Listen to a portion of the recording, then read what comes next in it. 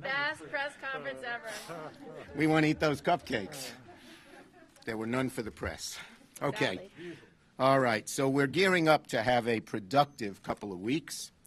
Last night, Congress took an important step and overwhelmingly, and in bipartisan vote, in an overwhelmingly bipartisan step forward in the fight to eliminate forced arbitration for victims of sexual harassment and assault. By a large margin, 335 to 97, a majority of both parties, the House passed the bill authored by Senators Gillibrand and Graham. And it's really horrible that women were, or anybody and men, were forced to sign away their rights to pursue charges of harassment and by being forced to sign these arbitration agreements. So this is long overdue, and I want to recognize my friend Senator Gillibrand, who has spearheaded the cause of ending forced arbitration for a long time.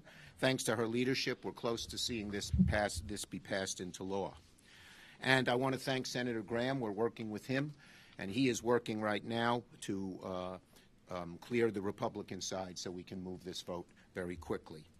I'm sure that this bill will have the same broad support in the Senate, and I hope we can move quickly. It's my intention to move this bill as quickly as we can in the Senate, and we hope to take action on the floor as soon as this week and send the bill to the President's desk. We're also working to advance our Jobs and Competition Bill, which is now called Make It in America. The U word is abolished because no one knew what it meant. So we can't even say the U word. But the Make It in America bill that will help relieve two of the things the public most cares about. One, increased costs, and you've seen the increased costs for cars, appliances, tech stuff because of the shortage of semiconductor chips. It also creates many more good-paying manufacturing and other jobs here in America. We do want to make it in America, and that's another thing the public cares a lot about. And Senator Kelly has spent a lot of time focused on this, cares deeply about it. The U.S. economy has experienced an economic recovery in the first year under President Biden and our Senate Democratic majority. Passing this important legislation will build on the success while lowering costs for American families. The Make It in America bill will make the investments we need so that we're never in the position of relying on foreign-made chips for everything from cars to home appliances. Now, there's a lot of work to do to move this bill to the President's desk. Obviously, we intend to go to a conference, an official formal conference, which takes a number of different steps, but we're working on getting those done. Now, one area that maybe doesn't get enough attention here in Congress but has an impact on the everyday lives of Americans is cybersecurity. We've seen a number of high-profile cyber attacks against the U.S. government, U.S. businesses, critical infrastructure, delays, headaches, increased costs to companies, from annoying phishing texts and emails trying to steal our identities to a ransomware attack, like on the Colonial Pipeline, that caused gas shortages and price spikes. Cybercrime is a real and growing threat. The bottom line is that, and it affects lots of people. I've had lots of school districts in my state subject to ransom, and they've had to pay a lot of money or sacrifice to the privacy of the kids' records. So this is very important to do. And one of the main provisions is it requires private entities to let the federal authorities know when they've been attacked. We have good cyber offense in America, but that cyber offense can't be used unless you know not only who was attacked, but the details of the attack. And the Peters bill, which is co-sponsored by Senator Portman, does just that. So I've asked Chairman Peters and others, I asked them to conduct a government-wide review of these attacks to determine what legislation may be needed. Peters and Portman have come up with bipartisan legislation that he's going to speak on, and it's another area I hope Democrats and Republicans can continue working on as we pass meaningful legislation to keep America secure. Senator Gillibrand. Thank you, Senator Schumer. Thank you so much, Majority Leader Schumer, for your leadership and your commitment to advancing and passing the Ending Forced Arbitration, Sexual Assault, and Sexual Harassment Act. Last night, the bill did pass the House with broad bipartisan support, and I hope we'll see the same outcome in the Senate. This bill, which I worked on with Senator Graham, represents one of the most significant workplace reforms in American history. It will help us fix a broken system that protects predators and corporations and will help to end the days of silencing survivors. Too often when survivors of sexual assault or harassment in the workplace come forward, they're told that they are legally forbidden to sue their employer because somewhere buried in their employment contracts there was a forced arbitration clause. Forced arbitration stacks the deck against survivors. Instead of being allowed to have their day in court, these survivors are pushed into a system designed by the same corporation they are challenging. They are blocked from seeking information that could prove their case, and they are left in the hands of an extrajudicial arbitrator who is typically selected by their employer and is not always trained as a lawyer. The arbitration process not only allows corporations to hide sexual harassment and assault cases in the secretive and often biased process, but it also shields those who have committed serious misconduct from the public eye. Across the board, employers are less likely to win in arbitration employees are less likely to win in arbitration than they are in court. Even when they do win, they typically receive a much lower monetary reward. And because these results of arbitration are secret and binding, there's no chance for appeal, and repeat offenders are not held to account. Estimates suggest that 60 million Americans and 57.6% of female workers are subject to arbitration clauses, and many don't even know that it exists because it's hidden in the fine print of their contracts. These clauses are especially prevalent in low-wage fields and industries with disproportionate high number of women of color. These clauses leave those women who cannot afford to challenge their employers without any recourse. Survivors deserve a real chance at justice. This bill would do exactly that by voiding all forced arbitration provisions for sexual assault and harassment survivors, giving them their day in court, allowing them to discuss their cases publicly, and ending the days of institutional protection of harassers. I hope that all of our colleagues will join us in pushing for this critical workplace reform so that we can send it to President Biden's desk and deliver real change for survivors and working people across the country. Thank you, Senator Gillibrand. Senator Peters. Thank you, Leader Schumer. Well, as Leader Schumer mentioned, perhaps one of the biggest threats that we face to the homeland right now are persistent cyber attacks that attack individuals, attack small businesses, large companies. No one is immune from these attacks. They continue to escalate and continue to endanger our economy and our general homeland security. And that's why the Homeland Security Committee focused on dealing with this challenge, and as Leader Schumer mentioned, focused on ransomware attacks in particular that can be devastating to any company, but particularly small businesses. In fact, it's been estimated if you are a very small business, that if you get hit by a ransomware attack, you're likely to be out of business within 18 months. This is actually an existential threat to American companies. Large ones as well, as we saw from Colonial Pipeline, were hit by a ransomware attack. It disrupted fuel distribution throughout the southeast part of the United States. Although they paid the ransom was recovered by the FBI, which was extraordinary.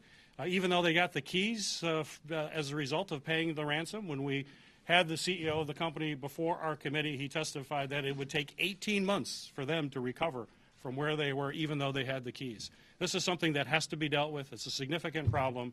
And when we heard from the director of the FBI and the director of CISA, our Cybersecurity Infrastructure Security Agency within Homeland Security, they said the first thing that we have to start with is that we have to know who is attacking and how are they attacking. We need to have situational awareness.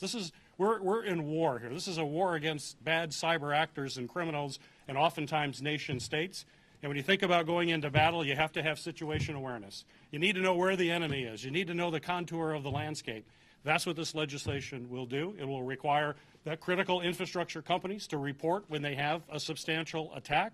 They'll have to report if they're paying ransom or they have a ransomware attack, and it'll allow both the FBI and CISA and other cyber officials to have a sense of who's actually attacking and what does that attack look like.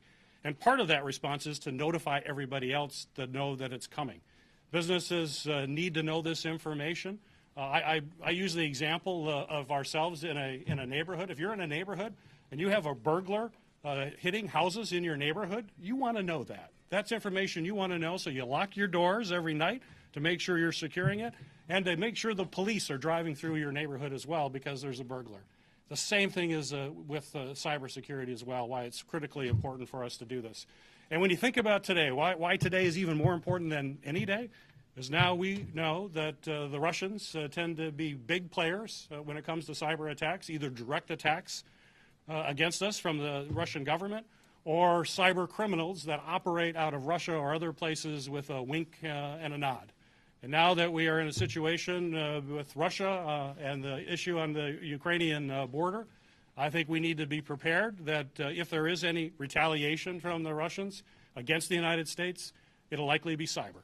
So we need to be prepared. We need to make sure we have every single tool that we can possibly muster in the toolbox to protect Americans from cyber attacks from the Russians, from cyber criminals, from the Chinese, whoever may be involved. Now is the time for action. That's why I hope we pass this bill soon. Gary. Now, Mark Kelly, last but certainly not least. Thank you, and good afternoon, everybody. So right now, folks in every state, including in my state of Arizona, are feeling the squeeze of rising costs. One of the big challenges that's facing our supply chains is the global shortage of microchips, which go into everything, from cars, appliances, even your vacuum cleaner, to the most sophisticated fighter jets. The global microchip shortage has led many U.S. companies to have to stop or scale back manufacturing. That drives up costs for families. And right now, we overly rely on microchips that are manufactured overseas.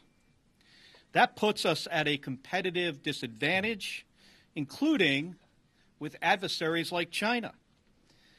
After nearly a year of work, we are as close as ever to pass this bipartisan legislation that will address this microchip shortage by bringing more of this manufacturing capacity back to U.S. soil. A $52 billion plan we negotiated with Republicans and Democrats was included in both the U.S. Innovation and Competition Act, which passed the Senate in June, but also in the America Competes Act, which the House passed last week. This legislation supports plans announced by companies like Intel, TSMC, Samsung, and others to build large-scale microchip manufacturings in the U.S., including in the state of Arizona. That will create thousands of great-paying jobs, not good-paying jobs, but great-paying jobs, and boost struggling supply chains, which will lower costs for families. This is so critical. After a lot of hard work, we have made progress in getting this through the House and the Senate. Now, we need to work quickly to bridge our differences. I'm ready to do just that to get our plan over the finish line. Thank you. Okay, questions? Yes. Senator Schumer, can you just update us? Have you had any further engagement with the White House since your meeting with President Biden last week on SCOTUS? And then secondly, for you and Senator Gillibrand, you recommended Eunice Lee, both introduce her to confirmation hearing. Is she your preferred candidate? She's certainly our preferred candidate. And on the White House, we've talked to the President about SCOTUS. He's giving a very careful review of a good number of candidates, and we have faith that he will choose a very good, strong candidate. Yes. On election reform, the bipartisan group that's meeting, they're focused, of course, on the Electoral Count Act. What kind of conversations have you had with them, if any? And would that be enough for Democratic leadership to get on board those changes? Okay. First, I've encouraged the meetings to occur. As you know, they're covering a wide variety of issues. They've broken up in subcommittees, not just on ECA. And look, my belief is that we need ECA reform, but it's not a substitute for voting rights, for getting rid of dark money, for dealing with gerrymandering, as we saw the Alabama case in the Supreme Court. So we need to do ECA, but we need to do more. It's not a substitute. Yes. What's your timeline on UC, or whatever you're calling it now? Make it America. Come on, say it. Make it in America. What is It's called the U word. You can't even say it. You can't say the U word. What is Yes. the timeline on this? Well, look, we want to get it done. As you know, there's quite a bit of difference between the House bill and the Senate bill, but both have the same core things in them. And so we want to come to agreement as quickly as possible. If we have to go through a conference, it takes a while because the bills have to be ping-ponged back and forth. And so we're looking at the best and quickest way to get it done. Senator Schumer? Yes. Senator Schumer, how much fine-tuning needs to be done to produce a congressional stock trading ban that the whole caucus can Okay. get behind? And is that something that you would like to see on the floor by summer, fall? I believe in it, and I've asked, we have different bills from a variety of different members, and I've asked our members to get together and try to come up with one bill, but I would like to see it done. Leader Yeah, Schumer, Chad, thank go you. ahead. What happens if Russia invades Ukraine and the Senate has still not approved this sanctions bill? We had indications last week that this was moving along, and that doesn't seem to be the case right now. Okay, it is moving along, but there are still a couple of areas of disagreement. But they're bridging the gap. They're getting closer and closer. The basic view of many on our side and of the White House is to pass a full, strong sanctions bill before any invasion, and God forbid there be an invasion, would take away the disincentive from Russia invading. So that's one of the issues. Yes. Senator Schumer, how difficult do you think it would be for congressional staff to unionize? Look, I'm for it. It'll be up to the members of each staff to see what to be done, to see how to get it done. But I think it's a good thing. Last one. Following up on Chad, can you commit to a sanctions package by the President's Day recess, by next week? Well, we want to make sure there's a bipartisan agreement. To not have a bipartisan agreement wouldn't make much sense. I'm working very hard. I even went to I don't usually go to these embassy dinners, but the German Prime Minister was there, and McConnell and I were there, and we pushed everybody to come to an agreement. We also pushed all of the allies, the U.S., Germany, and everyone else, to be unified. The only way to get this done is unity. And after that dinner, are you confident from the Germans that they will shut down Nord Stream 2 in the case of... Look, I don't want to give the details of the dinner, but I think there is unity between Germany and the United States. Thank you, everybody. Did they have gluten-free cup